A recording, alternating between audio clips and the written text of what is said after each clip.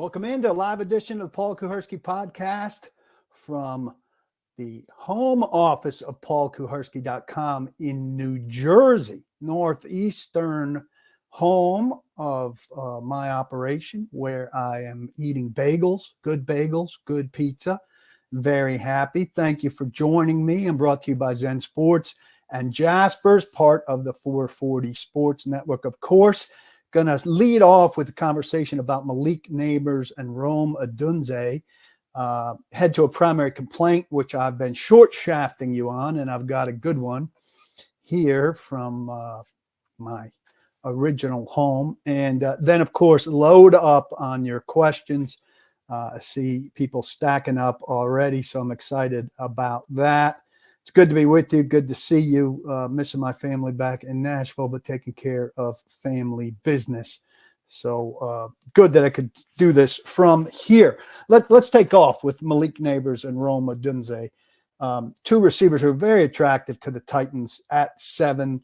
You guys know that my preferred scenario, and retweet this if you will. Let's alert people that we're happening. These two receivers, very talented guys, and nobody has hit the Titans harder since I started covering them in 1996 for their failures at wide receiver, an organization that in run and shoot years had some terrific receivers, but during my time covering the team has been just awful at finding and establishing wide receivers. Really, Derek Mason, Drew Bennett, Nate Washington, who signed and fulfilled a 6-year contract and was a steady contributor for a long time, and A.J. Brown. And beyond those 4, you're forcing it to offer a guy who's done much. They really effed up the A.J. Brown situation in dealing him. Traylon Burks been a failure so far and being any kind of replacement.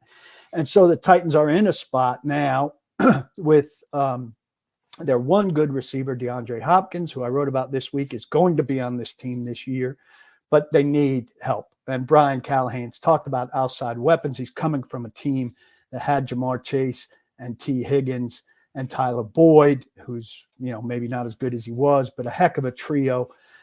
He's going to need weapons. The Titans have to find effective free agents in a class that's limited, but also they're going to need to draft a wide receiver. Now, it's crazy that after all that I've said and all the criticism I'm offered of their failures at wide receiver, I'm finding a need that's even bigger, and I think they need to draft a left tackle at 7 in all likelihood. But if they don't draft Alt, who could be gone, Fashanu, who could be there, the two guys who might prevent them from doing so are Nabers and Odunze. Terrific receivers from LSU and Washington, respectively. So let's talk about these two guys. Nabers, super speed, 4.4 from what you see. Big play guy, big yak guy, 120.7 yards per game and 14 touchdowns last year at Washington. 6 feet tall, 200 pounds. This guy, when I watch the highlights, feels flashier somehow to me than Rome. Rome from Washington is bigger at 6'3 and 215, slightly faster, 4.34, but that gets down to nitpicking a little bit. Really good route runner to hear people talk about him. A terrific yak guy, yards after the catch, and he's super on contested catches. 17.8 yard average in 2023, right there with Nabers, virtually the same. He's 4.34 versus 4.4 for Nabers. Again, that difference once you put on pads, how much does it show up? I don't know. When I watch, and I'm watching highlights of these two guys, I need somebody to put together a low light reel.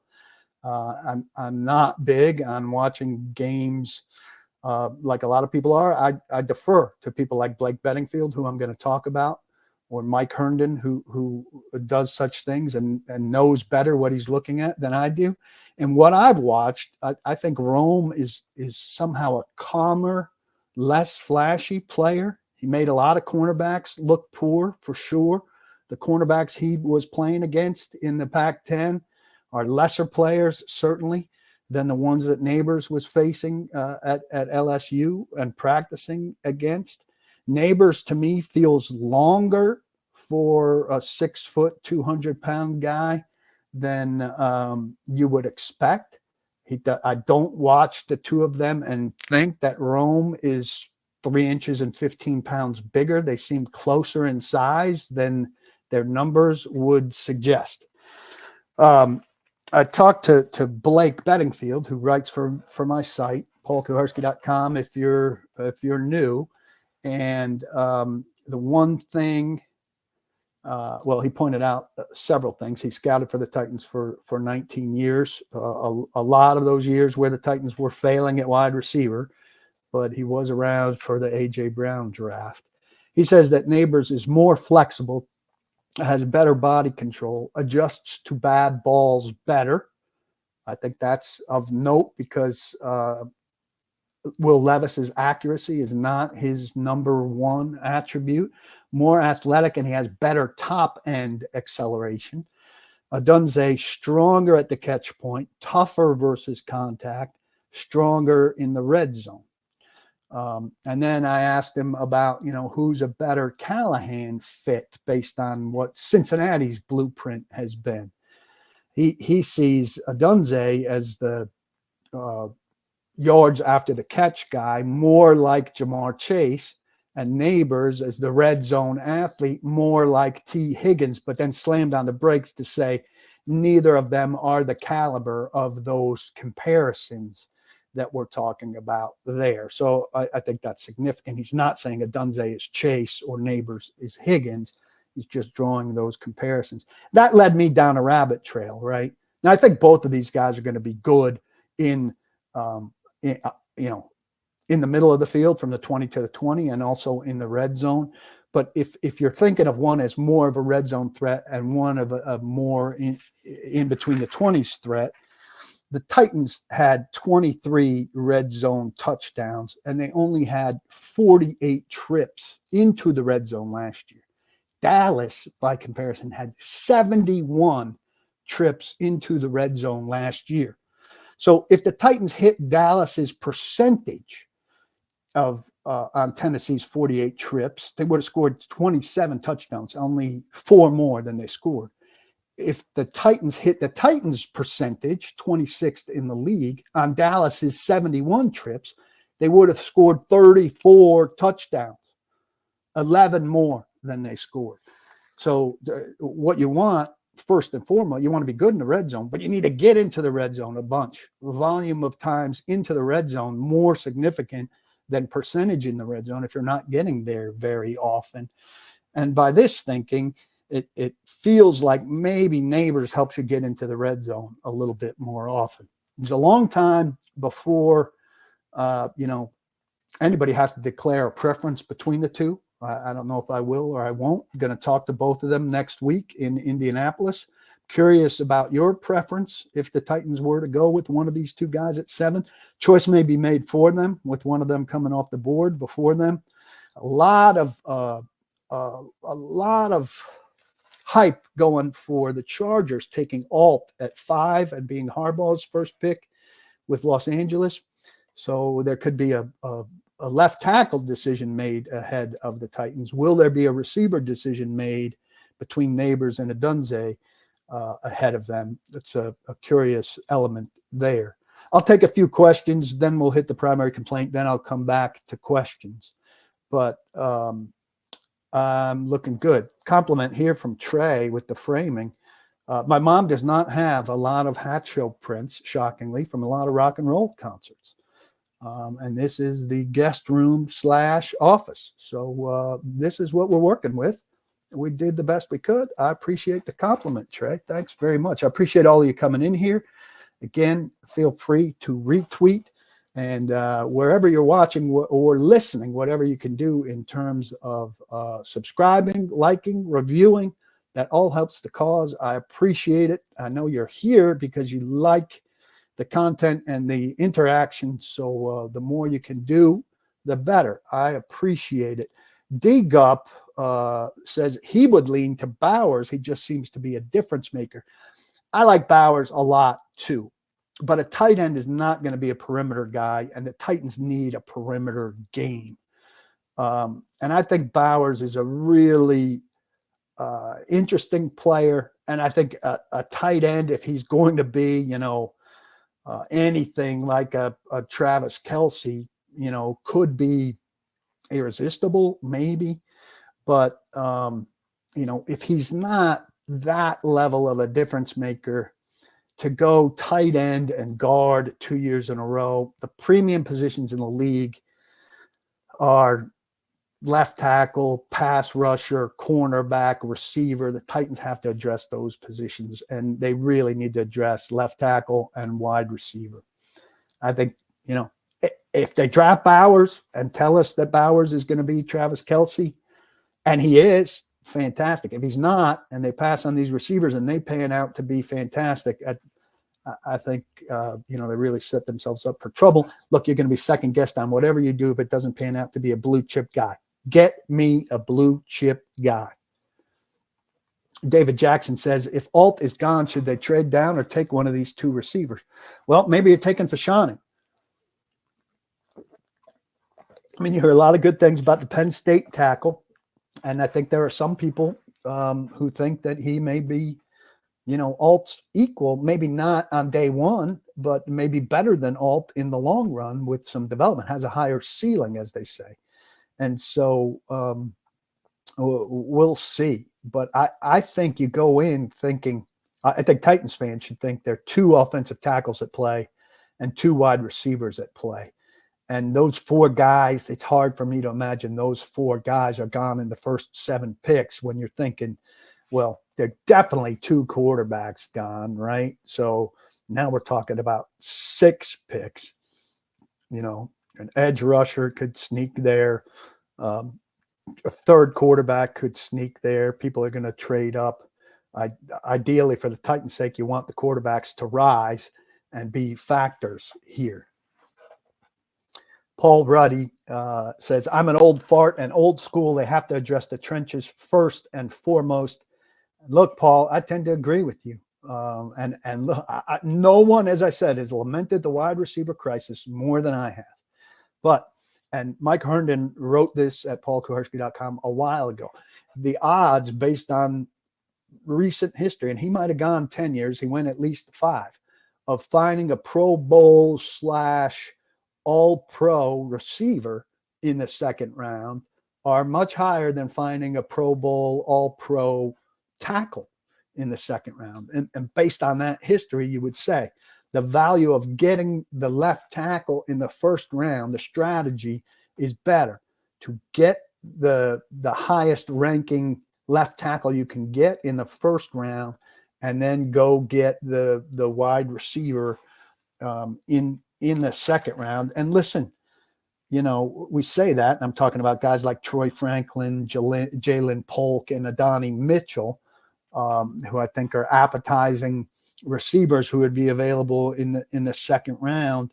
But there's a good chance, I think, got to be a 40% chance that they come out. And look, we don't know what they do in free agency, right? But with not knowing what they do in free agency, even, I think there's a good chance that the first and second rounder combination is not left tackle receiver, that there's somebody there at cornerback or on the edge or at another, or Bowers, that comes into play and throws us off of the expected 1-2 punch that is predictable, right? And, it's conceivable they do enough work in free agency. They're a great offensive linemen in free agency, just not left tackles. Could they find a left tackle that they say this guy can play well enough, coached up by Bill Callahan, that with the rest of the offensive line reconstructed in free agency, we can take a 4th round left tackle, put him in the mix and do that? Or, all different kinds of scenarios. Adonai, like from the Bible.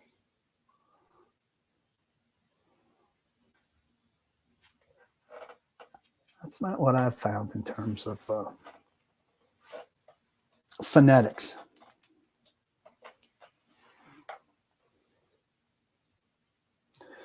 All right, so Brian says, I believe Alt and Fashanu will be gone. I'd like to trade back no further than 12 and hopefully get a third rounder in return.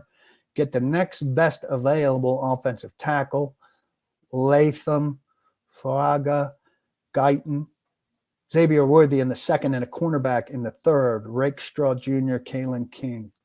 I mean, that all stacks up nicely on our, the boards in our head, but we don't know how that's going to, how it's going to come off. Adonai, Trey is saying. I've looked up some phonetics on some of this. Trey says, when it comes to top 6, I don't see a team or teams jumping the Titans for quarterbacks, wide receiver, edge. It's Alt, Olu, then Nabers for me. Listen, these quarterback needy teams, the buildup between now and the draft, starting with the combine next week, these quarterbacks are going to go up, up, up, up. Michigan guy, Daniels in particular, their stock, you see it happen year after year after year. You're a quarterback needer, and you feel compelled to get your guy. And a lot of teams take the approach like, we're going to swing at quarterback until we find our guy. And if we don't find and until we find our guy, we're nothing. Atlanta's got to have a quarterback, right? I mean, that's a pretty good looking team that needs a quarterback. Let's look at the draft order here and see who else could take a quarterback. I love how they're, if you look at draft order, we don't know compensatory picks. So beyond the first, we think the Bears are probably taking a quarterback, or they're trading to somebody that's taking a quarterback. So there's a quarterback at 1. Washington's taking a quarterback at 2.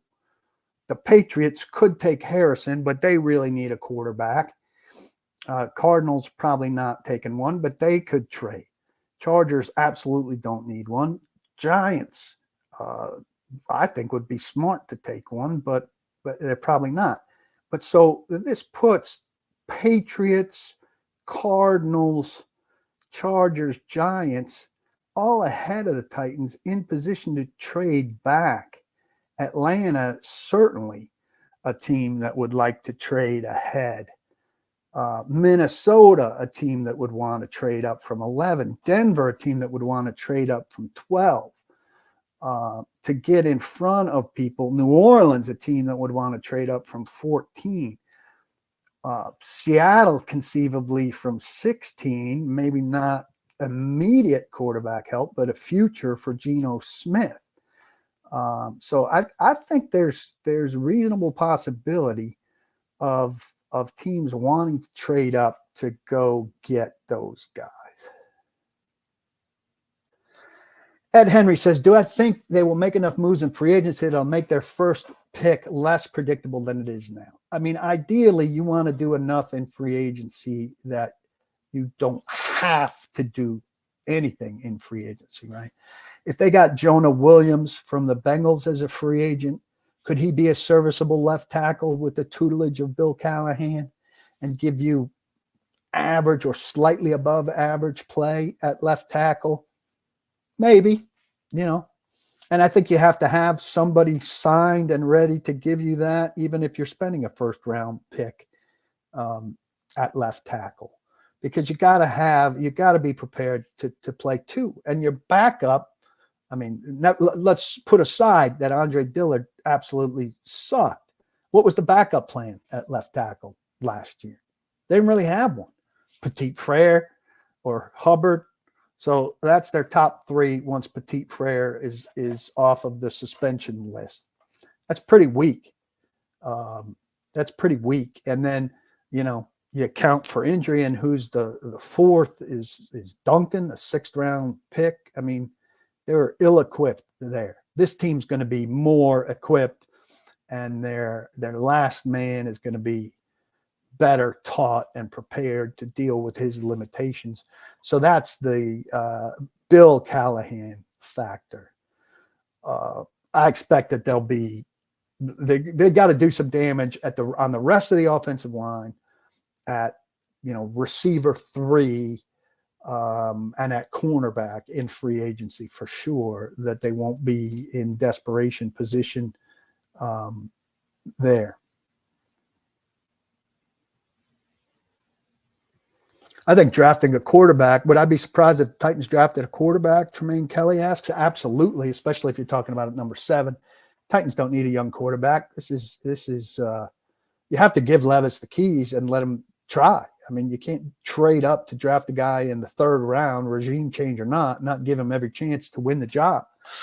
And that quarterback needs people around him. I have to spend draft picks to get people around him. If they spent number 7 on a quarterback, you will have spent a 1st rounder, a 2nd rounder where you gave up a 3rd, and a 3rd rounder where you gave up a 4th in 3 consecutive years. That's just too much resource allocation for one position.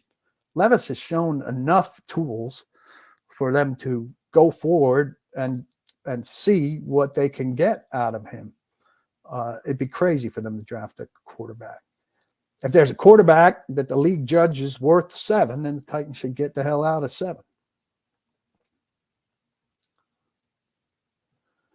Justin asks, how do I feel about trading pick 7 for pick 19, T. Higgins, and their 3rd? I don't think that the Bengals would find a move from 19 to 7 enough, and their 3rd. So you're getting T. Higgins and their 3rd, and all they're getting is to move from 19 to 7.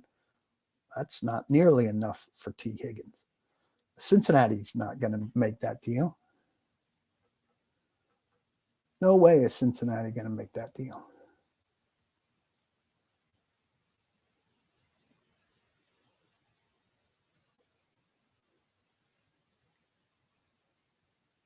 Scanning through your questions here. Let me go to my primary complaint, if I may. And I've not used these in some time, but I'm here at my mother's house. My dad died a little over a year ago. They've lived here for probably 20 years after my dad retired. It's a small house, 2-bedroom house. They've got an attic over the garage that has nothing in it. I narrate this video. It's only 22 seconds. If you are listening rather than watching, all you have to do is close your eyes to imagine what I'm talking about. Please watch or listen. This is my mother's attic in my mother's garage. These are the stairs to my mother's attic in my mother's garage. And those are 5 dusty boxes up in otherwise unused space in the attic in my mother's garage. These boxes, 5 boxes, they used to be in a crate or a trunk.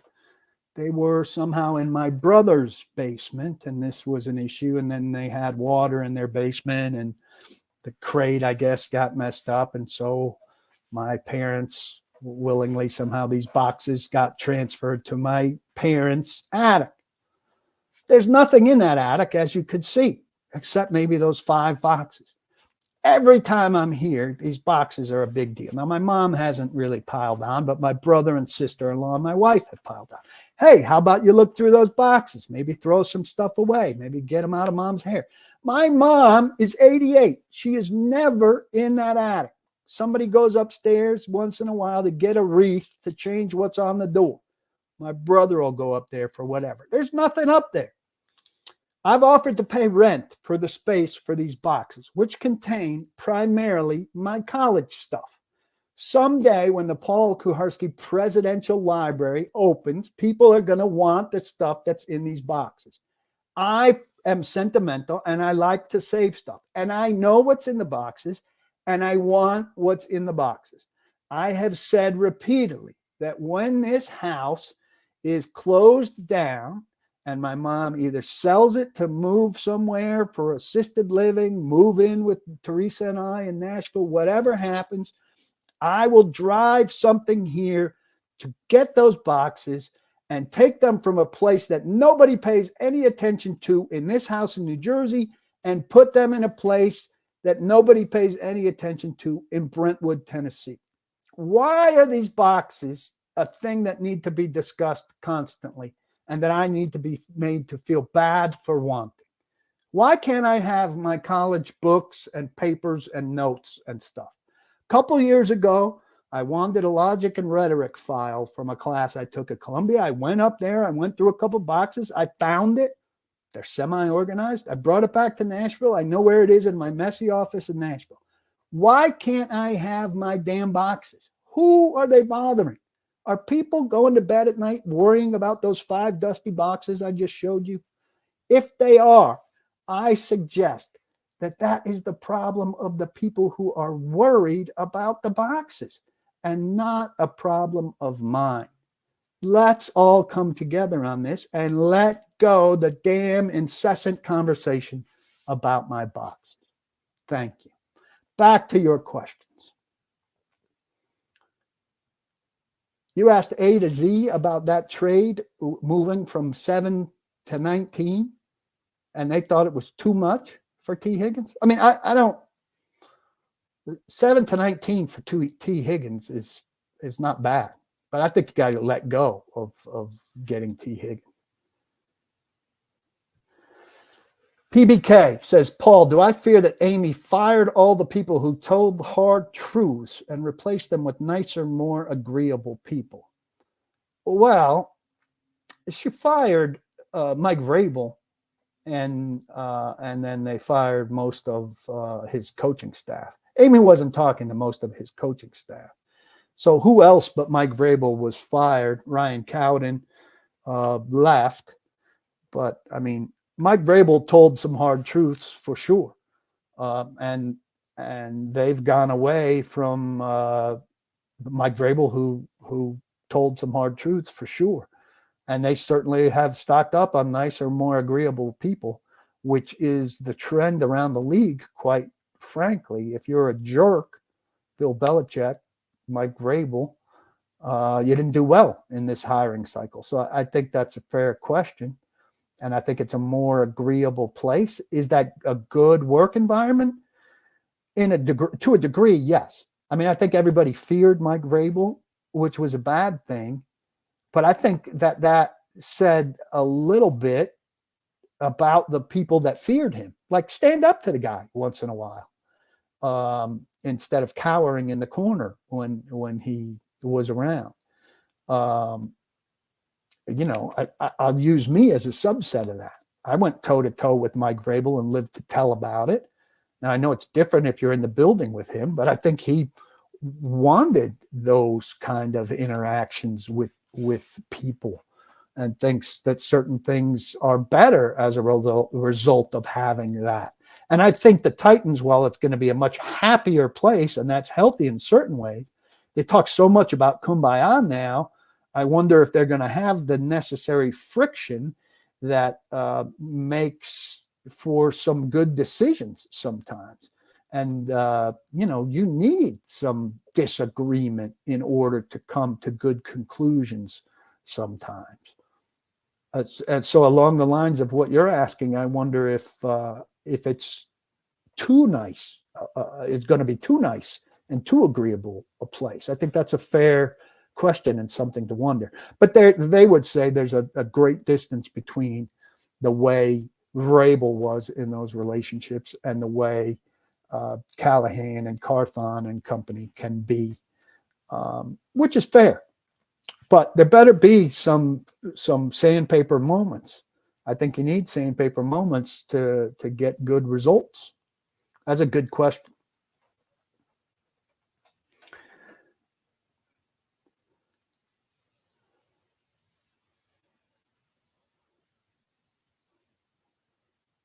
I'm not sure what Amar is saying sorry to hear, maybe about my dad, but I'm going to take it as he's sorry to hear about the grief I'm taking over my boxes, and I much appreciate your sympathies for that. Thanks very much. Jason Brown wants Alt at 7. I don't think he's going to be there. Sign Cushenberry. I'd like that. Perfect. Then sign Tyler Boyd. Tyler Boyd, not super fast, primarily a slot guy. I think that they can do better. I'm not a hoarder, It's 5 neatly packed boxes, self-contained. I know exactly what's in there. So Kim wants me to just bring my boxes back to Nashville with me. Well, I'm coming from here to Indianapolis. They don't fit on a plane, and they'd be very costly to ship. They're big, heavy boxes. Yeah, here we go. Amar, trade Burks for Higgins and a 2025 second or third round pick. Why would Cincinnati want Burks? Are we doing this thing where we're going to have the other 31 teams in the league overvalue the Titans' shit players? Let's see who's under contract. Let's trade Andre Dillard for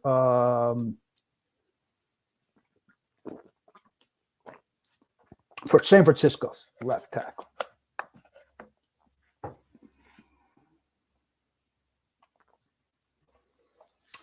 Phil says, maybe not agreeable, but just better communicators. I think they've talked about being agreeable, getting along. That's good if you get along. Nobody said, hey, we're going to get along, but we're going to disagree sometimes and, hash things out. I think that's important, and nobody's talking about it. It's certainly a line of questioning I'll be asking at the combine.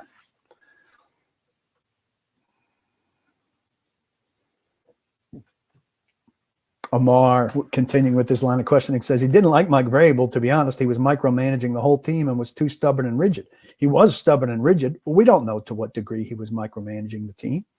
I don't know where you're getting that. That's you throwing a presumption on stuff. I certainly don't think he was micromanaging the team when Craig Aukerman let Kyle Phillips go field the punt with 1 second left in London against Baltimore and fumble it and give up a free field goal. He was leaving that to Craig Aukerman, who incompetently allowed it to happen because Vrabel was busy doing some other head coaching thing. So he definitely, let somebody else do the job right then. And that wasn't micromanaging. That was undermanaging. I don't know. Jonathan Merck says, who says Callahan isn't capable of sandpaper moments? I don't know if he is or he isn't. I would presume he is. I just say they haven't talked at all about that. Everything they've talked about is we're going to get along. It's going to be beautiful. We love each other. Everything's kumbaya, kumbaya, kumbaya. Nobody's interjected in the kumbaya conversation that it's going to be necessary for us to have sandpaper moments. And I think that's an important feature that nobody's mentioned.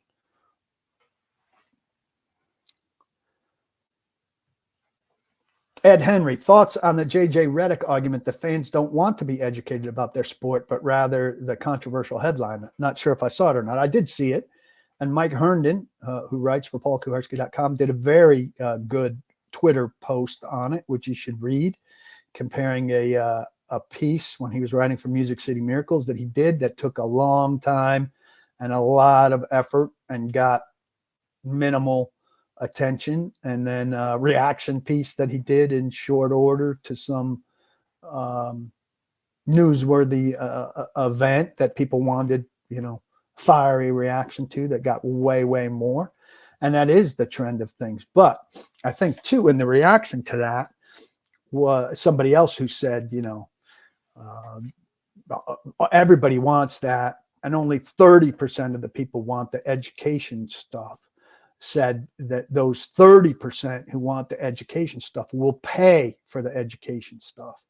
And I think my site is kind of an example of that. Not that I'm writing great educational stuff, but if you want, and Herndon does write educational stuff at my site, and I think Blake Bedingfield does, and I've made an effort to find those guys and add them to my mix. And I think I'm writing a more intellectual brand of analysis than you're getting elsewhere. And I think that's the reason that there is a niche for a site like this, which you should be joining if you're not a member, because you're getting a different degree of stuff. So not everybody wants it.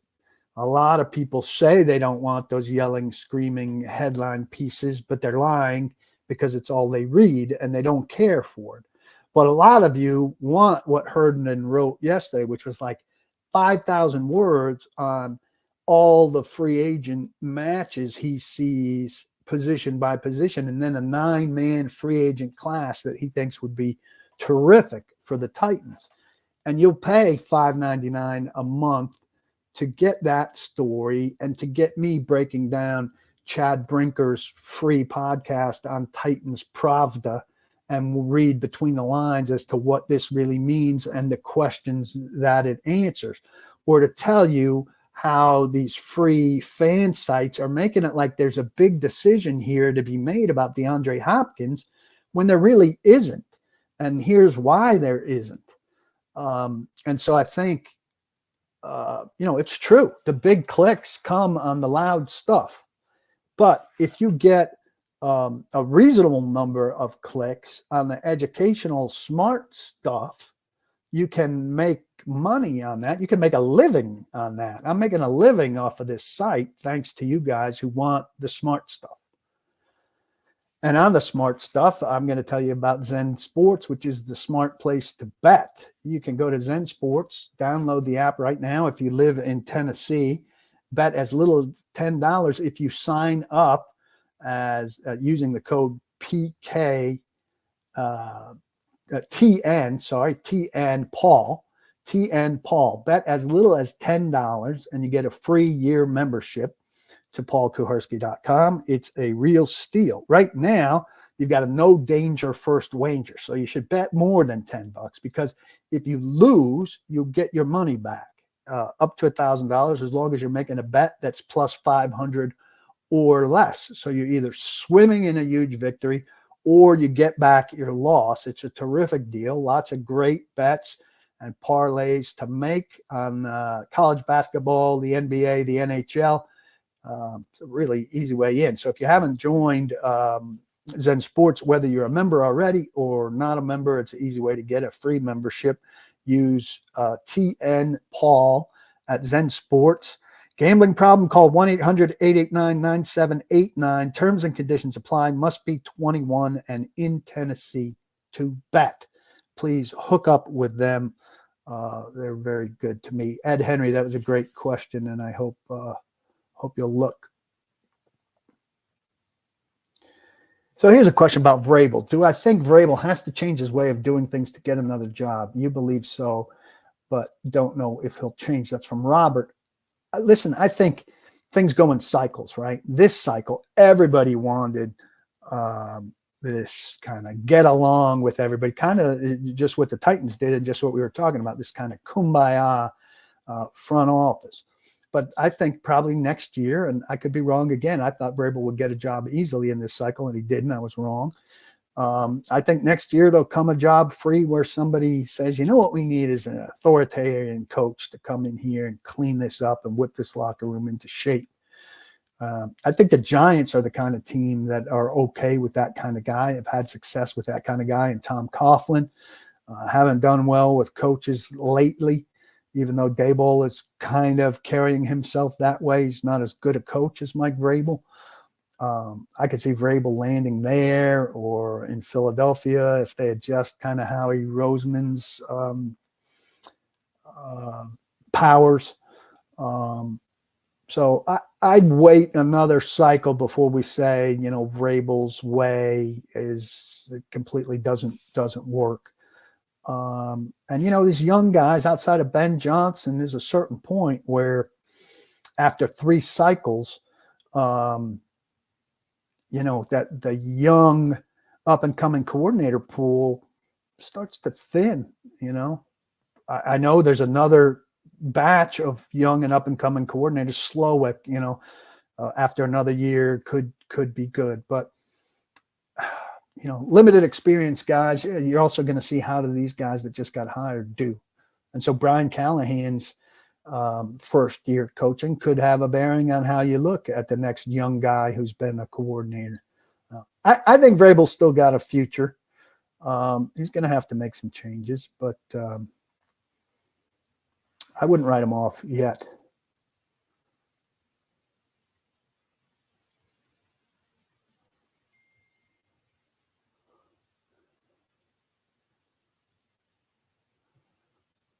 Yeah, Aunt Deasy wants to trade a 2 for Ayuk and saying you sign Boyd and you have 3 weapons like we haven't had in a while. I think you can do better than Boyd.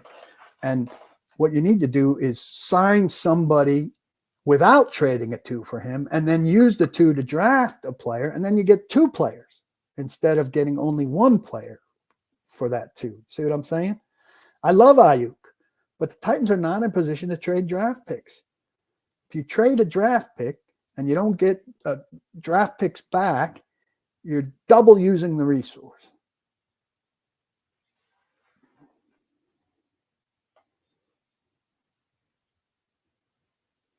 Well, you can't miss me hitting Mike with the hard questions. There isn't a period of time where the coach has been talking. Let's everybody retweet and we'll get another good 15 minutes in here.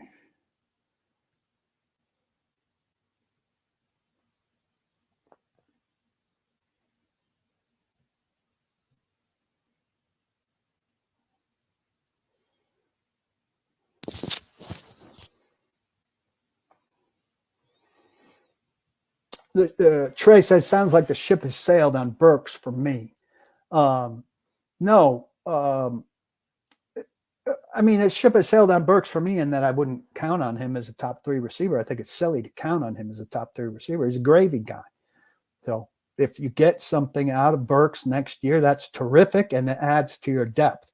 But if you go into next year thinking that he's one of your top 3 receivers and you can go draft pick, Burks, Hopkins, and then the free agent you get only needs to be your number 4, that's crazy. You cannot count on Treylon Burks next year to be something significant in your offense.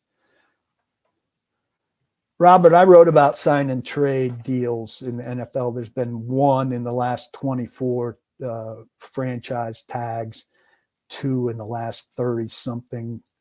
It's in the Higgins story I wrote on yesterday, I think.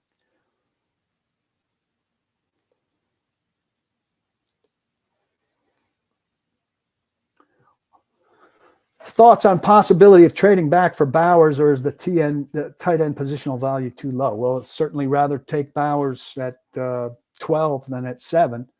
But look, they've got bigger positions to address than tight end.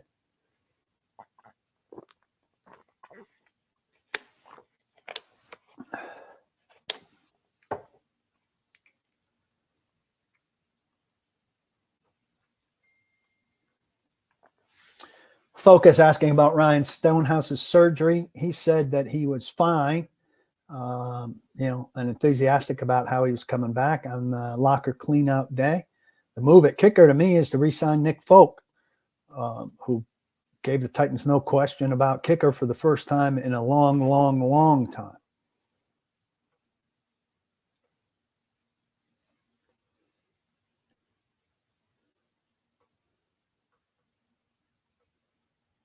There are, MB says, do I think it would be better for the Titans to find a solid left tackle on a team rebuilding with an expiring contract, then draft the best available at 7? There are no left tackles coming available on free agency that are good. There's nobody that meets the floor of what the Titans should be looking for from left tackle.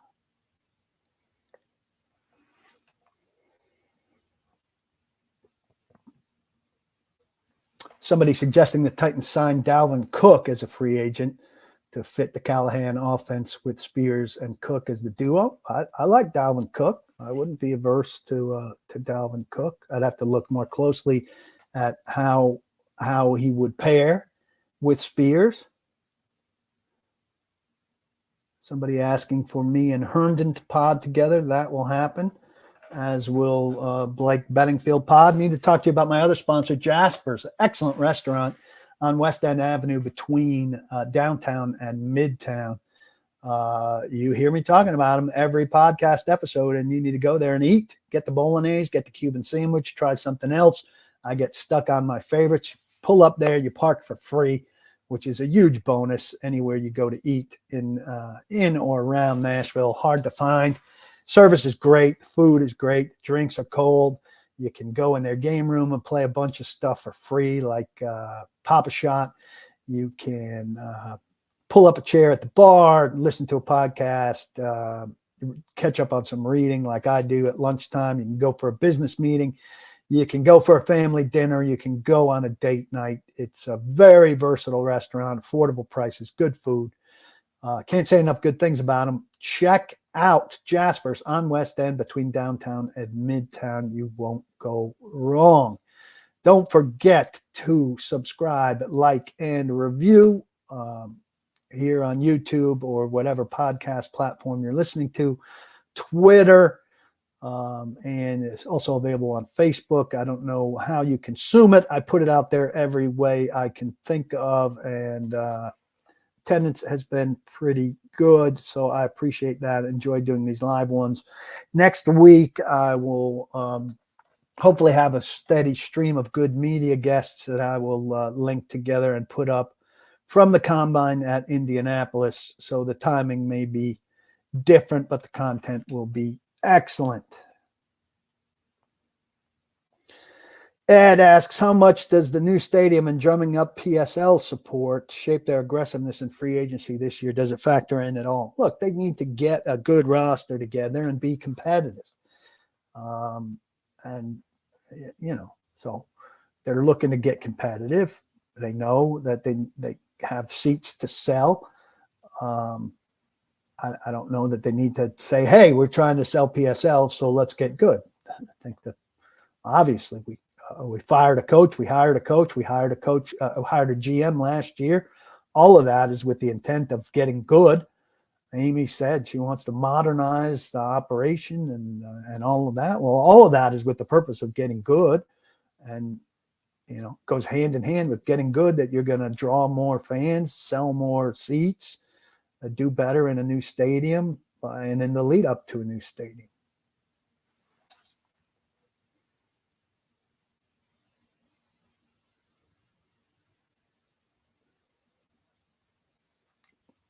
Trent Brown's okay, but I think they can do better drafting, and you solve the issue long term.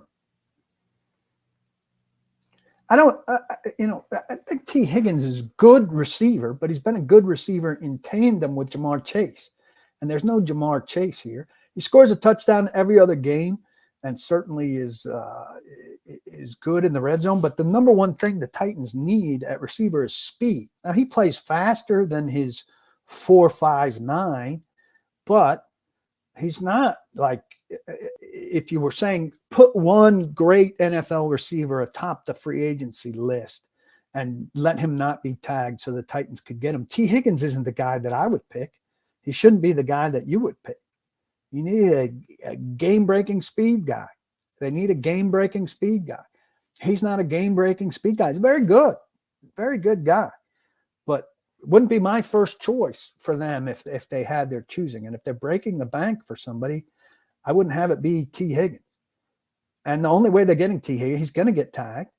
They tagged Bates, their safety, a couple of years ago, a year or two ago, who they got one more year out of under the tag, and then they let him go. So T. Higgins, they're going to have an opportunity at next year.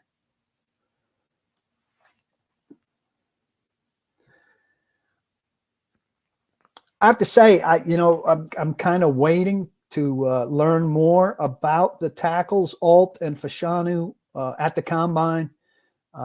Waiting to talk to them, waiting to talk to people about them.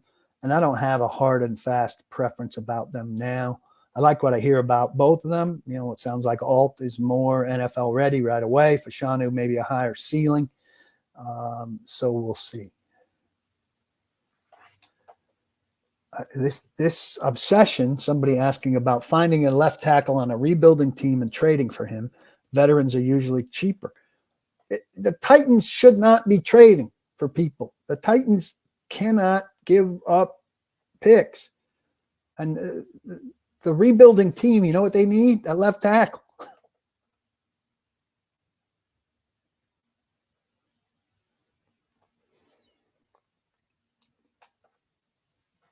Chill Mode says, I'm tired of all these bargain bin shopping for players. That's how we got into this mess in the first place. We need to spend the money available. Go read Mike Herndon's piece. He gives you a class of 9, pretty, good level free agents. Titans are going to have to sign, 20 guys probably to fill out a roster that isn't just thin. It like they don't have people on the roster. So, if they sign the 9 guys, say they sign the 9 guys that Herndon wants, well, they're going to need to sign another 11 guys who are going to be, more bargain basement fill-in depth guys who are going to be the 3rd string inside linebacker and the 8th offensive lineman and, stuff like that. But they could do both.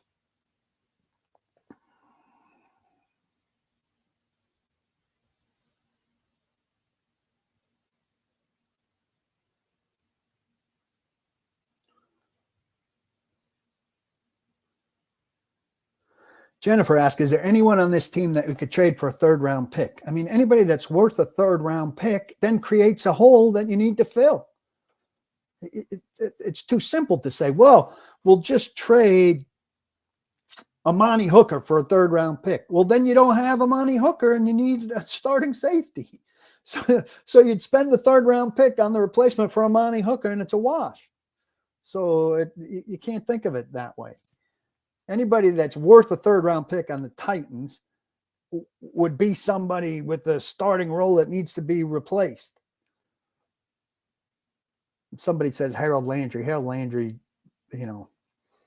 is worth more than a 3rd round pick. Maybe nobody would spend that for him. That's why you should keep him. I mean, the Titans have very few frontline guys. Harold Landry is one of them. Why would you want to trade him? Some people are asking that about Jeff Simmons. Well, Jeff Simmons is one of the few good players we have. He's worth something. Why don't you trade him? Well, if you traded Jeff Simmons, one of the things you'd need massively is a stud defensive tackle. So what sense does it make? Well, it would lower costs. Well, the Titans are finally at a spot where they don't need to lower costs. So I mean, they've got 4 guys, I think, on the payroll who have cap numbers in double digits. And one of them is Andre Dillard, who's certain to be cut. You can't cut a guy. Somebody mentions Burks. Burks can be replaced. You can't cut Burks. I mean, you owe Burks more cut than you owe him on the roster. Robert Hunt, Kevin Zeitler, they're good guards. The New England guy, there are good guards out there. Cushenberry as a center is good. James, Herndon loves James. Andre James from the Raiders. There are plenty of good offensive linemen. They just don't happen to play left tackle. Here, random guy says, we could trade Nicholas Petit-Ferrer. Maybe another team wants to take a chance on him. Why, heading into a draft where you could choose your own offensive lineman, would you trade a draft pick instead for Nicholas Petit-Ferrer? Makes no sense. Nicholas Petit-Ferrer has no value to anybody right now. Like conditional 6th, but you wouldn't make that trade now. You'd make it after the draft and after free agency and after the draft and after unsigned, undrafted rookie free agency. Who wants Nicholas Petit-Ferrer right now? Who wants NPF right now? Why? Why would you want him right now? His value is the lowest it's ever going to be. He had a gambling suspension, so you think he's an idiot. He played incredibly poorly, and he finished the season on IR with a shoulder injury that was probably surgical.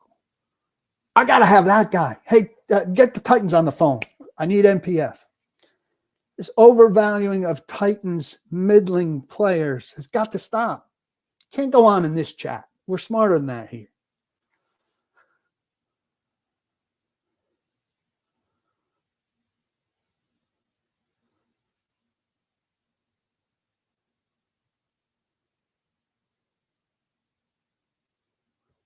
I don't think Chill Mode says we need a true center. He likes Brewer, but no FA signing. I don't know why you like Brewer. I mean, he definitely is not a guy that should be starting on this team going forward, unless Bill Callahan looks at him and thinks I can work miracles with that guy, and then the Titans would have to re-sign him.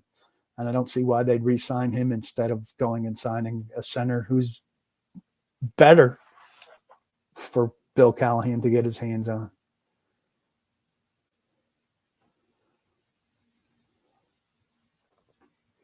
Name other bad to middling Titans you want to trade for stuff that people in the league would never consider giving them. I'm kidding. Most people in this room will not participate in that, and I'm grateful for that. Thank you. Thank you. Thank you. I appreciate y'all coming, by the way. We'll do a couple more minutes. And after I am done, I encourage you to stay online. A football show is going live at the top of the hour. Braden Gall and Zach Lyons will be talking about how much of the Titans starting offensive roster is in place and how much they need to find. A very good and interesting show. So you can just stack that right on top of this.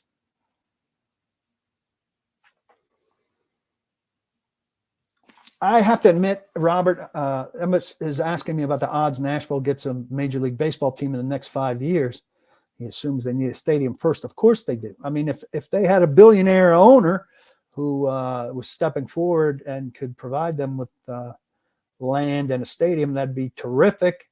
I have no problem with the city not stepping forward to help finance MLB Stadium. It would be terrific if it was downtown.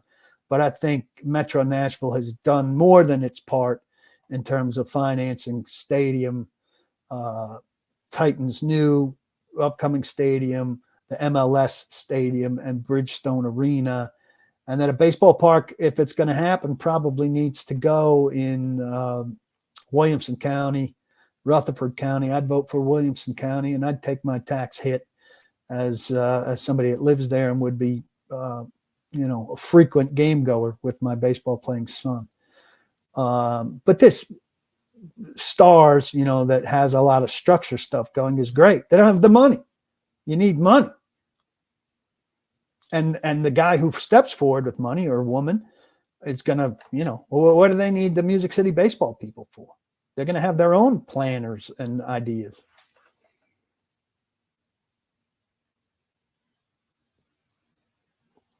Take a couple more.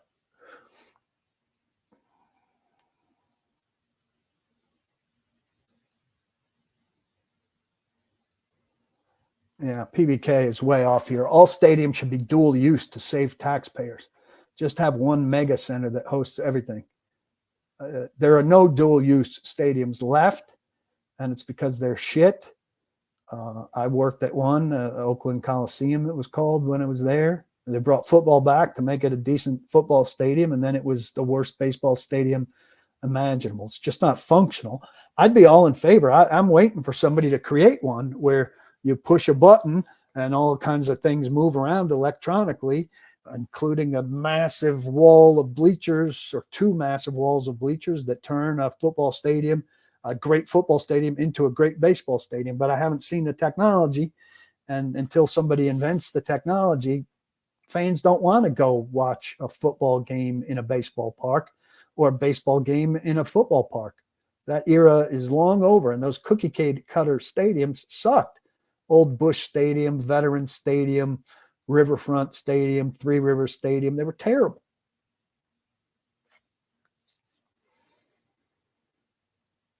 Len Kaz is looking for a place to eat when he's in Nashville. Go to the Southern downtown. Tell him I sent you. It's a terrific spot.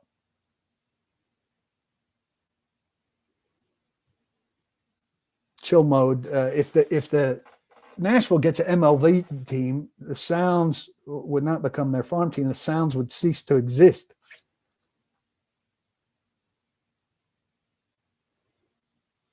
All right. This has been good. Please think of Zen Sports. Use PK.